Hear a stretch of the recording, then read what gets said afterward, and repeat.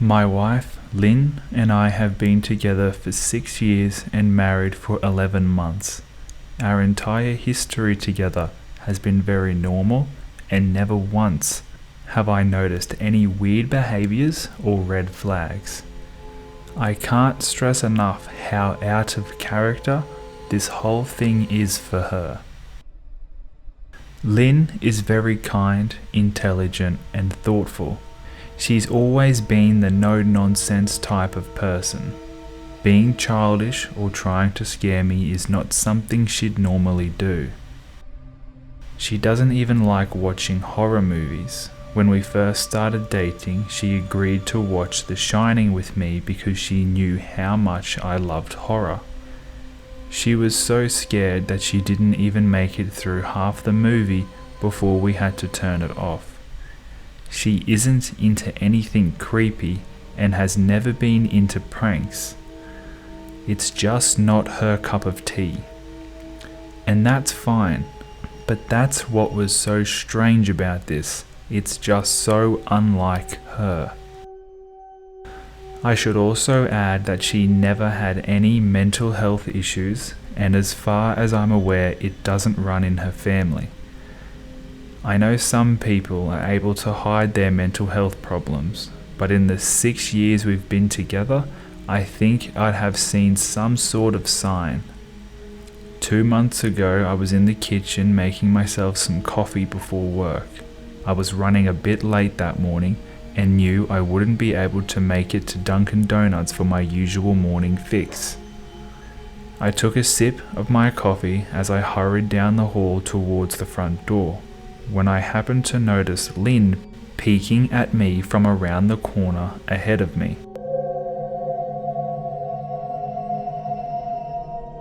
I could only see her eyes and a strand of her long dark hair hanging against the wall. The rest of her body was concealed behind the corner. I nearly spilled my coffee when I saw her. I did burn the shit out of my lips. "Geez, Lynn," I said, wiping a few drops of coffee from my pants. "You scared the hell out of me." She immediately popped out of view like a little kid that had been caught. I heard her scurry off towards the living room, and by the time I got to the front door, she was out of sight. It was really weird and just totally out of character for her, like I said. But I also found it kind of funny that she was being more playful and a little less serious. I shouted that I loved her and called her a weirdo. As I shut the door behind me, I heard her laughing. Her behavior was a bit odd, but it certainly wasn't something to call a priest over. I forgot about it by lunch, and by the time I got home, she was her normal self. I didn't bring it up, and neither did she, and life went on. The next incident happened 3 days later. It was around 2 a.m. and I had woken up to get a drink. I was standing at the kitchen island, jug of OJ in hand, when I felt a strong feeling that I was being watched. For whatever reason, I looked down at the floor and saw my wife's smiling face staring back. She was peeking at me from the other side of the island, staring up at me with wide, unblinking eyes and grinning. I screamed, I'll admit it. Not out of irritation, but fear. For some reason at that moment, I was scared. At the sound of my scream, Lynn scuttled backwards out of my view, her hands and feet smacking the tile floor as she hurried out of the kitchen on all fours. I didn't run after her or even yell after her. I just stood there frozen in shock, wondering what on earth had possessed her to do that. It took me a little longer than I'd like to admit to go back upstairs, but eventually I did.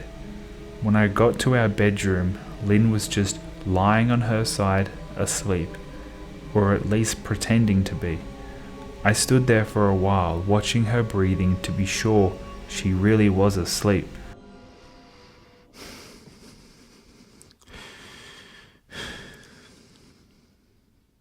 I had a feeling she might jump out at me the moment I got into bed, but she didn't.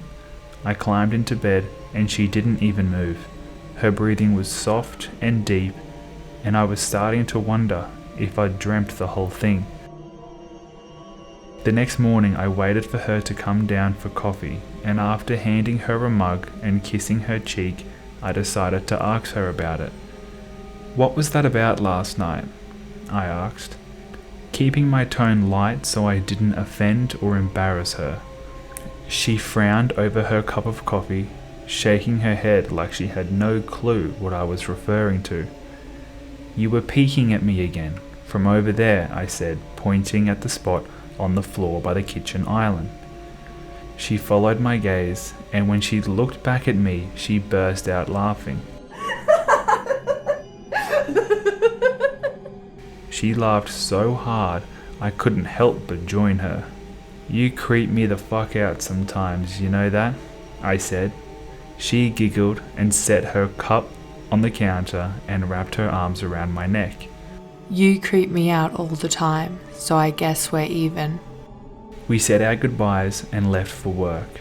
As I drove, I kept thinking about how creepy it had been seeing her grinning at me from behind the island like that. The sounds her hands made on the floor as she crawled away, I told myself she was just trying to be silly, just trying to join me in my love of all things horror. It's not like I was afraid of her, but it still didn't sit right with me. I started seeing her peeking at me more and more. Sometimes she'd be peeking out from behind the couch or living room curtains. Once, she even managed to get inside her grandmother's old trunk that sits at the foot of our bed. I might not have even known she was there at all had the trunk's old hinges not given her away. She'd had the lid propped up just enough so only half her face peeked through. She'd been grinning like an excited toddler. It was unnerving. I didn't even know what to say to her. All I could do was stare. When I finally found my voice, I asked her why on earth she was doing this. She didn't answer. But she had slowly closed the lid, shutting herself inside the trunk. I just walked away feeling disturbed. I didn't understand why she was doing it, but it clearly made her happy. I just hoped she would tire of the game quickly. Lynn didn't peek at me for the next 2 weeks.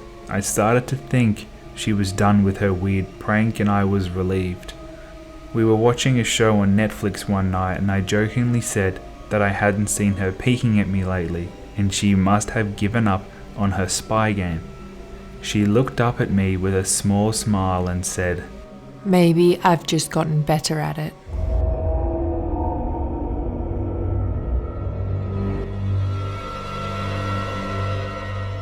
I didn't say anything, but I wondered whether or not she was joking. For the next few days, I couldn't stop thinking about what she'd said. She was still peeking at me when I wasn't looking, and I just hadn't noticed.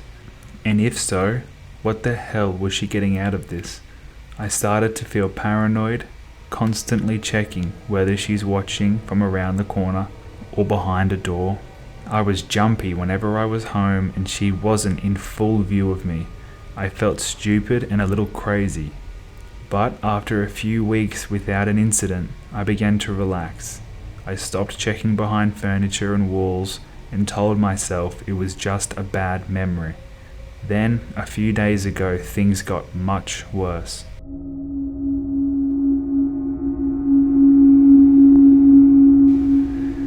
Lynn left to go to a friend's house, and I lounged on the couch and played a couple games on my laptop. Around 9 p.m, I hopped in the shower, and as I was washing the soap from my hair, I felt that awful feeling like I was being watched.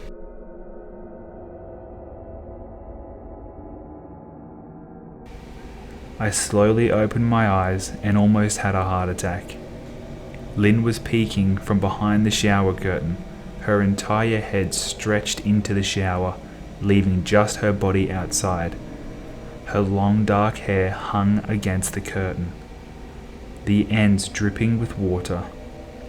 Her mouth hung open in a terrible grin, eyes wide and red, as if she hadn't blinked in a while. I screamed and jumped back against the wall. She didn't move, nor did her smile waver. Her makeup ran down her cheeks in 2 black streaks. She looked giddy and completely deranged. I was terrified. We stood like that for a few moments, neither of us saying a word.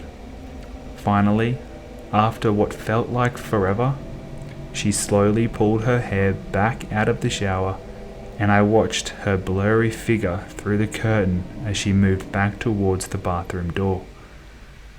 A second later, the bathroom door slammed shut, hard enough to rattle the mirror.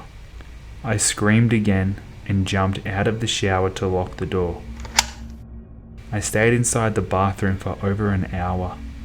Maybe I overreacted to some of you, but joke or not, I wasn't going to put up with this crazy shit anymore. That's what I kept telling myself as I paced in the bathroom, stopping to listen at the door every few minutes.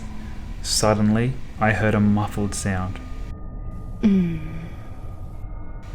I pressed my ear against the bathroom door, straining to listen.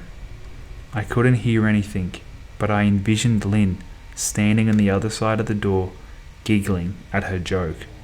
I felt a surge of anger, and I was beyond pissed at being made to feel scared in my own house, and made to hide in the bathroom for over an hour. All for what? Some joke? If it was a joke, it was an awful one. What the fuck, Lynn? I snapped. This shit is getting really fucking annoying. I waited for her to apologize or to call me a jerk, but instead, I heard a faint moan. So quiet, I wondered if I heard it at all, and then complete silence. Lynn? I called out, not able to even hide the shakiness in my voice. I got no response, just my own heavy breathing.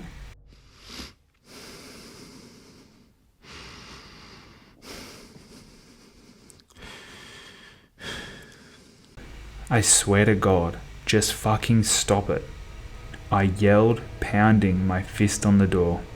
I waited for her to cuss me out, something I would expect for me talking to her like that. I never screamed at her before, but there was nothing, just the occasional drip from the shower head.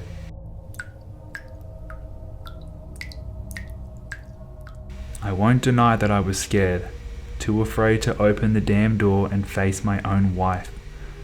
I waited another 30 minutes or so, which feels like a fucking lifetime when you're scared. Finally, I decided I wasn't going to spend the night hiding in the bathroom, so I got down on my knees and peered under the door. I almost expected to see her face peeking back at me, but thankfully, I didn't. I could see straight down the hallway to the top of the stairs, but no Lynn. I didn't know if I should be happy about that or not. I looked for a few minutes, waiting to see her head pop up over the top step, but it never came. I stood up, my hand hovering over the door, and mentally prepared myself to open it. I slowly turned the lock with shaky fingers and was about to yank it open when I heard a sound that still makes me feel nauseous when I think about it. Louder than before, but this time I was able to tell just where it was coming from. I turned my head to the closet door as if in slow motion, and locked eyes with my wife, who was peeking out at me from a slight gap. Her eyes were still wide as ever, and her mouth was hanging open in the most grotesque, gaping smile I'd ever seen. I didn't even scream. I was too scared for even that. Her hands were pressed to her chest, body trembling with sheer delight, as if she couldn't barely contain her excitement. A short, raspy moan bubbled out from her throat, deep and raw, sending a shiver through my entire body. Somehow I found the ability to pull the bathroom door open and ran as fast as I could all the way down the steps, snagging my keys and phone from the table in the living room before running outside to my car. I could hear her shrill laughter behind me. I didn't bother shutting the front door. I drove away from the house faster than I legally should have, shivering the entire time, either from the fear or the cold. Maybe a little of both. I hadn't grabbed a coat or even a pair of shoes. I was still in my boxers and my hair was damp. I drove straight to my brother Chris's house, about 40 minutes away, ignoring any and every call I got. I didn't check my phone until I was safely parked in my brother's driveway. Lynn had called 4 times and sent a flurry of texts, all wondering where I'd gone and why I left like that. I threw my phone at the dash in rage, furious at her nonchalant attitude. My brother and his wife were surprised to see me, especially dressed in a pair of boxers, but told me to stay as long as I needed. Chris lent me some clothes and asked me what happened. I told him Lynn and I had a fight, but didn't get into the details. I didn't want him to think I was overreacting, leaving my wife over a prank, even if it was a strange one. I mean, hadn't I encouraged her for years to lighten up instead of being so serious all the time? I had wanted her to relax and loosen up, but this was definitely not what I had in mind. I tried to sleep on their sofa, but my brain wouldn't let me sleep. Every time I closed my eyes, I saw Lynn's face, staring at me from inside the closet. Knowing she'd been in there with me the entire time made my skin crawl. She'd never left the bathroom that entire time. Instead, she slipped inside the closet and slammed the bathroom door shut to fool me. The mere thought of going back home gave me anxiety. I tossed and turned, unable to sleep. Chris ended up giving me a sleeping pill so I was able to get a little rest. My sleep was filled with terrible dreams, all of Lynn's smiling face. I woke up just as the sun started to rise. My sore body ached from the sofa and I felt drained. I knew I'd have to call Lynn at some point, but I didn't know what to say to her. I wouldn't be going home unless she gave me her word she'd never do this creepy shit again. I just wanted my wife back. Her normal serious self never looked so good to me. I was thinking about calling her and telling her that, when that familiar feeling came over me. I was being watched. I was staring at the ceiling, my heart in my throat. I didn't want to look away, but the longer I ignored the feeling, the worse it got. My eyes drifted away from the ceiling, almost on their own. Her face was pressed up against the window beside the couch.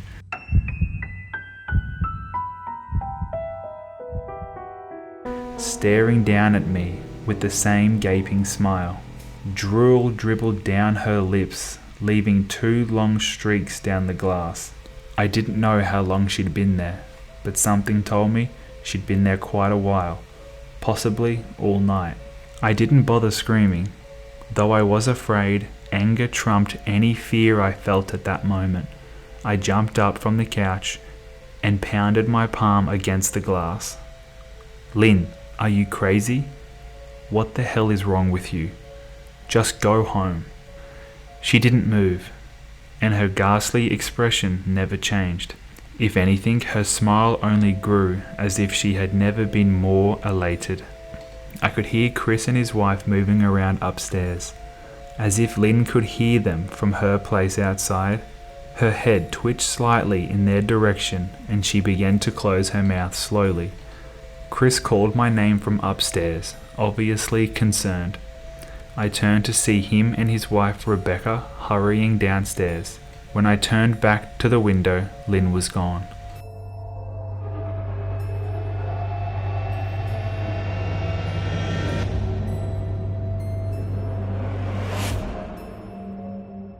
The only sign she'd been there at all was the 2 streaks of drool still dripping down the glass. I tried explaining to Chris and Rebecca about waking up to Lynn watching me through their window.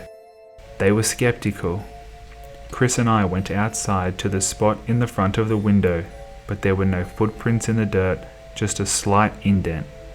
Animal probably, Chris guessed, but I didn't argue.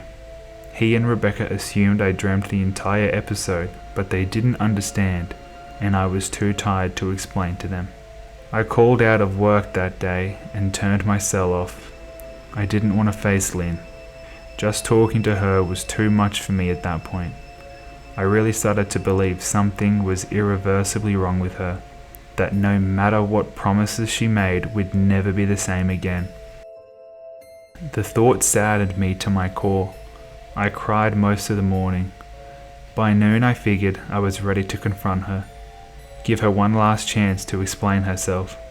I could at least give her that, after 6 years, I told myself. I turned my phone on and saw the dozens of texts she'd sent me, all from a seemingly concerned wife. Can we talk? I love you. Please call me. I'm really worried. Can you answer? Just come home. All texts telling me she loved me and wanted me home, how worried she was. Not a damn one addressing the crazy shit she pulled, like she hadn't been acting like a character from a Stephen King book. Even her texts were different. She normally texted novels just to tell me to pick up a loaf of bread. You'd think she'd have more to say to me after her bizarre behaviour. I know it probably seems childish to some of you who are miles away from the situation, but if you saw the way Lynn had looked at me, how she scampered away on all fours like a wild animal, grinning at me from inside the closet like a lunatic, then I think you'd find my reaction was warranted. I ended up staying with Chris and Rebecca for another night. I didn't wake up the next day until the afternoon, and thankfully I didn't see Lynn's face watching me through the window. I don't want to pry because it's not my place, but is this fight something that can be mended? Rebecca asked. She'd made us both a sandwich for lunch, and I knew she wanted to breach the subject without seeming to be nosy. I don't know, She's just a different person. I said, choosing my words carefully. I still wasn't ready for her or Chris to know the full extent of what batshit craziness I'd been dealing with. People change, Ben, but she's still the same woman you married. Maybe you both just need to talk through your issues. Whatever's going on, I'm sure it can be fixed. She said, ever the peacemaker. I think it's beyond that now. I don't think talking would help. I just don't trust her, I said. The words stung my heart. I missed and loved my wife, but how could I live with someone like that? Living in constant fear doesn't sound too appealing. Lynn loves you. She has to be absolutely crushed, she said. I don't know about that, I said. Well, she certainly seemed like it to me. I've never seen her so upset. Very much unlike the Lynn I know, Rebecca said, shaking her head sadly. It took a full minute for her words to really sink in. When they did, I felt dread worming its way through my skin. Wait, what do you mean? You saw her? You saw Lynn? I asked, my mouth suddenly dry. Rebecca nodded casually, as if the fact wasn't nightmare fuel. Maybe for her it wasn't. She stopped by this morning just after Chris left for work, she said, cleaning the plates from the table. I didn't see a car though. Maybe she took an Uber or something. Beck, what did she say? Did she come inside? I asked, sweat starting to break out on my forehead. I began looking around, examining corners as though a predator lurked behind them. No, she just asked if you were awake yet, and I said that you weren't. I asked if she wanted me to wake you, but she said no. Just said to let you sleep, she said as she washed the dishes. Is that all? She didn't say anything else? I asked. No, she looked awful though, like she hadn't slept in days. I think you should call her. I got up from the table and thanked Rebecca for lunch. I felt a little bit better at the knowledge that at least she hadn't come inside. Still, I needed to double check that the doors were locked. I sat for a while trying to figure out what to do next. I didn't want to go home, but I felt that I owed it to Lynn to help her if I could. Hadn't I sworn an oath to love and honor her through sickness and in health? Clearly, she was very sick. If she was sick, which I truly believe she was, I had to try to get her the help she needed, but I didn't even know where to start. I didn't want to call the police, and besides, what the hell was I going to tell them? That my wife was peeking at me? That she was being creepy? As bizarre as she'd been, she still hadn't committed any crime. Not yet, anyway. The police would have probably said that I was overreacting, but this wasn't some prank. It felt wrong, dangerous even, like something sinister lurked beneath her smile. I knew as her husband I was well within my rights to have her committed, but what if she simply acted normal in their presence? She'd obviously been able to fool Rebecca into thinking she was just a concerned wife. As long as the doctors didn't find her a danger to herself or others, they'd have no choice but to release her after 72 hours. I felt lost and overwhelmed. So I did what any husband in my position would do. I called her mother. I didn't want to, believe me. Her mother, Mary Ann, and I were never on the best of terms. We'd never fought or anything like that. She just wasn't a very warm person, and wasn't really easy to get along with. She hardly ever smiled, and when she did, only her lips would move into a thin-lipped smile, leaving her eyes as blank as before. I'd only met her twice, and both times were such short visits. I got the impression she didn't approve of me for her daughter. Lynn always ushered us out quickly, as she didn't want me to feel uncomfortable, which I was grateful for.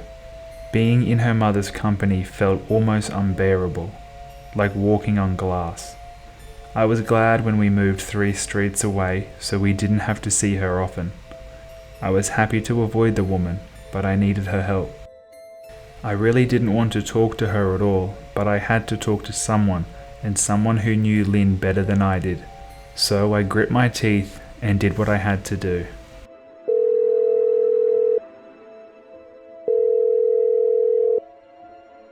Yes? She answered, already sounding irritated. Mary Ann, it's me, Ben. Do you have a minute to talk? I asked. I could hear her cluck her tongue in irritation. I'm in the middle of writing some checks, but if you insist, I suppose I can spare a moment. What is it that you want to discuss, Benjamin? It's about Lynn. She's been acting strangely, and I was wondering if you had any idea whether there was something. I was quickly interrupted. It's a bit difficult to follow your rambling, Benjamin. What is it that you want from me? She asked.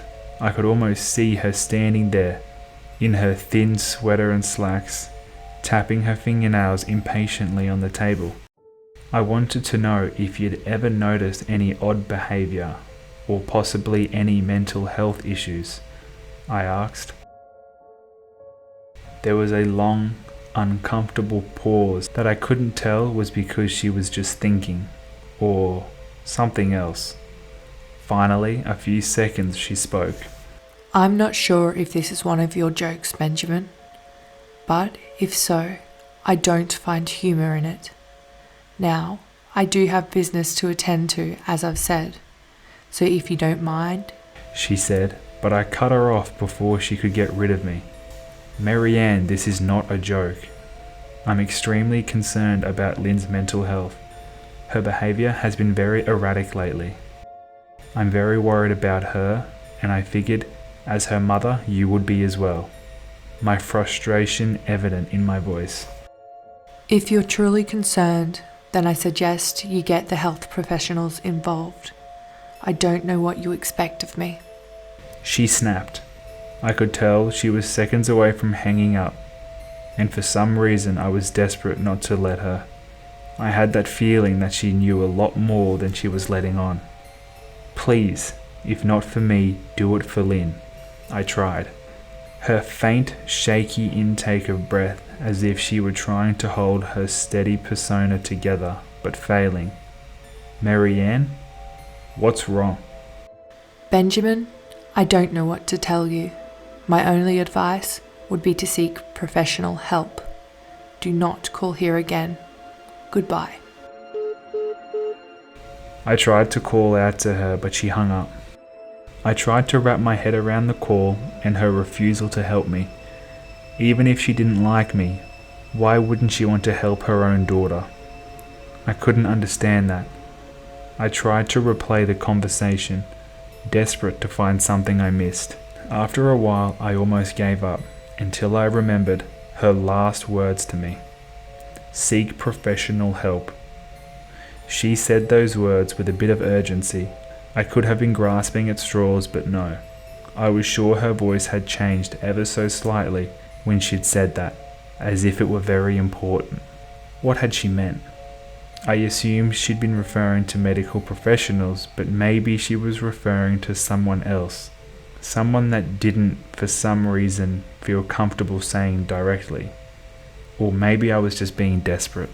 I waited for Chris to get home, and after a very long and exhausting conversation with him and Rebecca, I convinced them that Lynn truly needed psychiatric help. I didn't tell them everything. I wasn't prepared to go into it yet. But I told them about our last encounter, how she'd hidden in the bathroom, peeking at me from the closet. They were obviously shocked, but thankfully they believed me. They too just wanted to help her.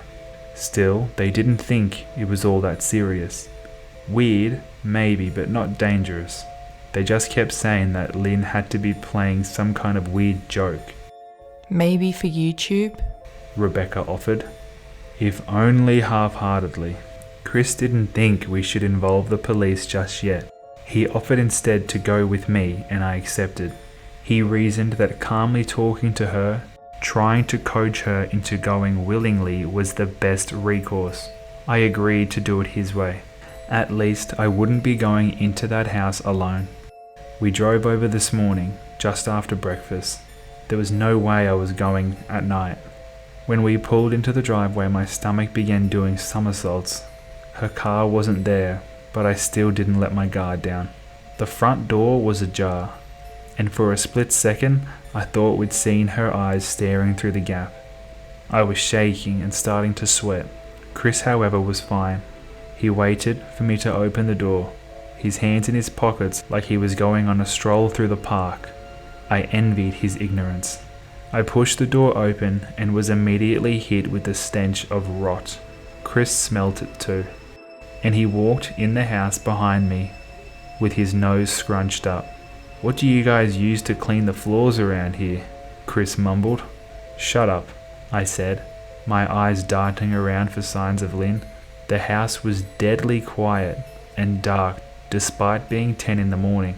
All the curtains were closed up tight, refusing to allow any sunlight inside. If I hadn't left it just 2 days prior, I'd have thought the house had been abandoned. We moved through each room, carefully checking any place that she might hide, occasionally calling her name. "What are you looking for under the couch?" Chris said. "Are you looking for your wife?" He was looking at me like I was a moron. "Let's just go upstairs."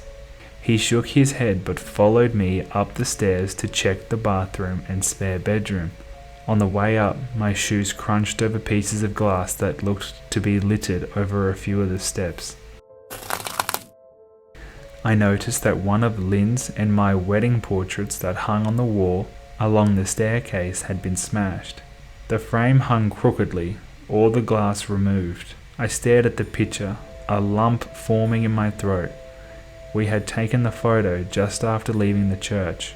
After saying my vows, she looked so beautiful in her white gown. I looked at Lynn's beautiful face. I never dreamed her face would ever be the source of terror for me. We climbed the rest of the steps and checked the spare bedroom, but it looked completely untouched. I was hesitant to go into the bathroom, my fear from that night coming back to me all at once. Chris noticed and offered to go in by himself, but I couldn't let him do that. So we walked in together, checking the closet and the shower. The bathroom looked as if it hadn't been touched since the night I left. I didn't think she's been here, Ben. Why don't you pack some clothes and we'll try coming back tomorrow or something? Chris said. I nodded and went into our bedroom and shoved some clothes into a duffel bag. When I checked inside our closet, I came across the source of the smell and gagged. Chris took one look and lost all colour in his face. He had to go stand by the stairs to get away from the sight and smell. I gazed down in shock at what lay inside my bedroom closet. Soaking into the rug was at least a dozen eyeballs.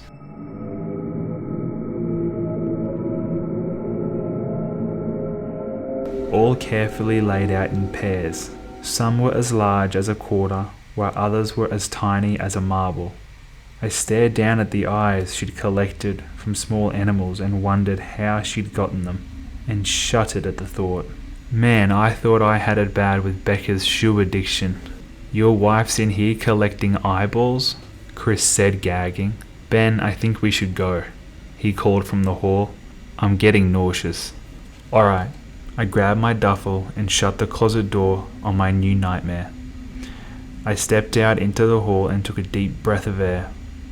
I could taste the rot on my tongue and couldn't help but gag. Who the fuck lines up eyeballs in the closet like that? Chris mumbled. I tried to tell you she needed help, I said. She doesn't need help, Ben. She needs an exorcist, he said. You coming or what? I can't stand the smell any. His words died in his throat and his eyes grew wider with fear. I didn't ask him why. I could feel it. Someone was watching me and I didn't think it was the eyes in the closet. I turned around, my eyes slowly scanning the bedroom. Christ, I whispered, as I finally saw what we'd missed. Under the bed, curled on her side, watching us with the excitement of a kid on Christmas morning, was my wife. She held her hands together just under her chin, and they were shaking eagerly. Now that she knew she'd been found, I could hear the quiet noises she was making, a sort of hiccuping sound in her throat, as if the excitement was too much for her.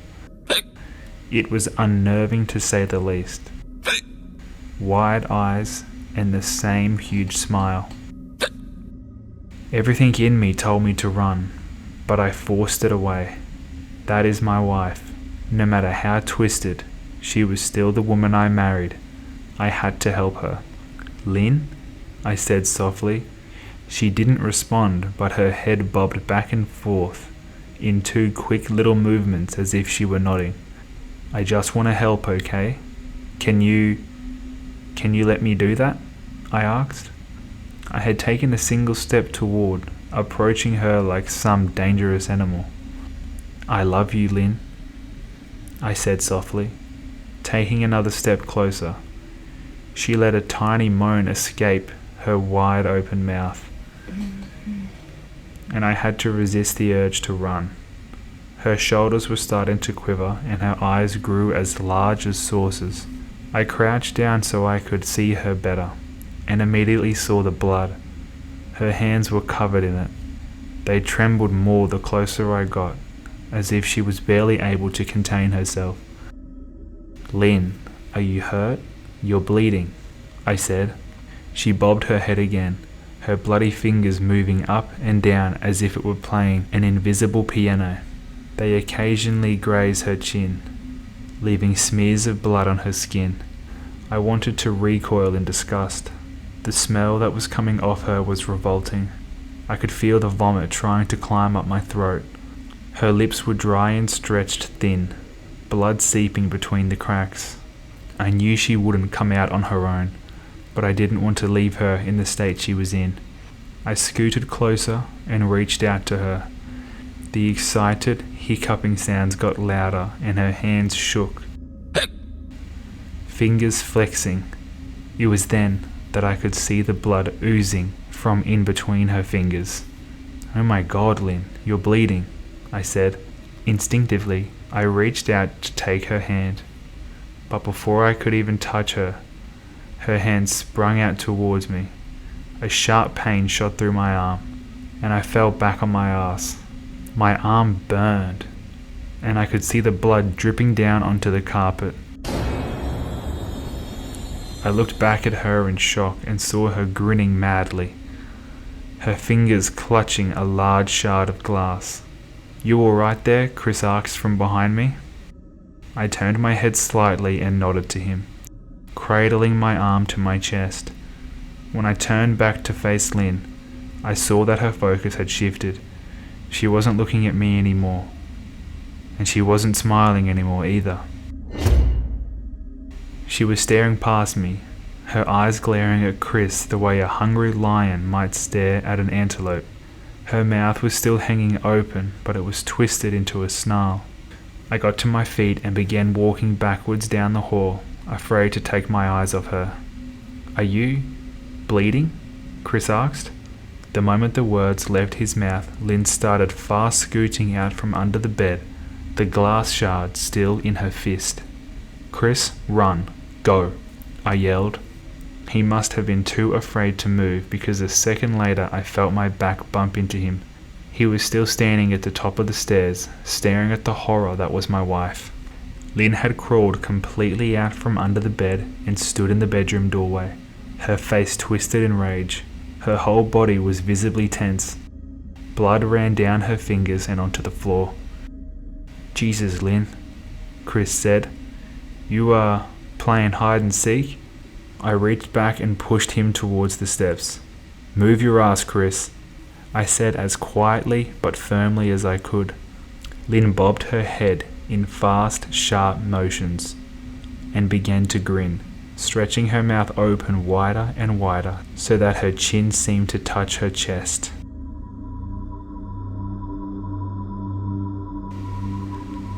I heard Chris mutter a prayer and then was running down the stairs.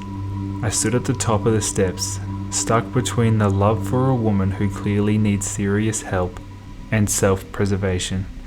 "I only want to help," I said, choking back tears.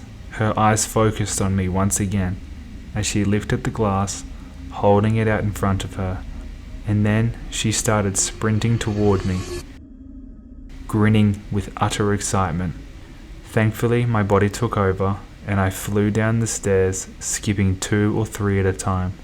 I made it to the front door before I felt her leap onto my back, wrapping her arms around my neck, her mouth open next to my ear so I could hear those terrible hiccuping sounds up close. I shook her off me, knocking her to the floor. I felt a searing pain in my back as she went, but I tore open the front door and bolted to my car. Chris was standing in the front yard talking on the phone with the police. I didn't say a word. I just ran to my car and jumped in. Chris took the hint and followed me, still on the line with 911. I watched the rearview mirror, sure I'd see her there, running after us, but I never did. I went straight to the ER and got 11 stitches in my arm and 3 on my back. The police asked a lot of questions and went back to the house to do a search, but of course, Lynn wasn't there. They advised me to stay with a friend or relative for a while and to file a restraining order as soon as I could, but none of those things would matter. Somehow I just knew. I dropped Chris off at home and went to a motel an hour away. I wanted to put as much distance between me and Lynn as I could. This is where I've been for the last 4 hours. I thought maybe the police would find her. Maybe they'd get her the help she desperately needs. But now I don't think so. Because 40 minutes ago I just got a text from an unknown number. Just 3 words. "I found you." And a picture attached. The picture was dark and grainy, but I instantly knew what it was. There was no mistaking my wife's eyes. I started typing this out immediately after. I don't know what to do. I'm alone and scared, and can't help but feel that I'm being watched.